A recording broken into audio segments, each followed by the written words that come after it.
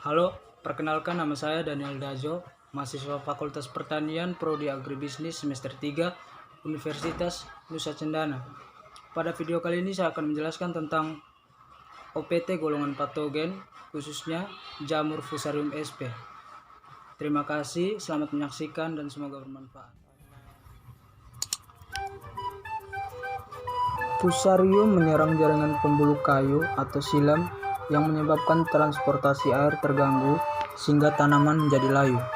Fusarium masuk ke dalam jaringan tanaman melalui akar yang terluka. Jika dibelah, pembuluh di dalam batang berwarna coklat. Populasi patogen Fusarium sangat dipengaruhi oleh kondisi tanah sebagai media tumbuh dan berkembang. Populasi Fusarium biasanya ada pada tanah yang ber-pH rendah atau asam, yaitu pada kisaran 4,5 sampai 6,0 pada suhu optimum 28 derajat Celcius. Gejala serangan: tulang daun mengalami pemucatan di bagian atasnya, kemudian menyebar ke seluruh bagian tanaman hingga layu dan mati. Berbeda dengan layu akibat bakteri, pada layu Fusarium tidak akan didapati cairan lendir, hanya di jaringan pembuluh batangnya saja yang berwarna coklat.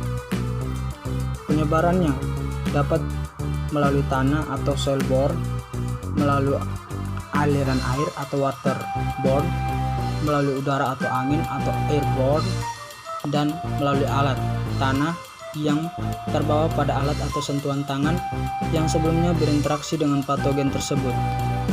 Adapun cara pengendaliannya adalah perbaikan sistem pengairan, antara lain pemberian air secara rutin sehingga tanah dapat dikondisikan pada struktur yang normal atau tidak pecah-pecah atau tergenang.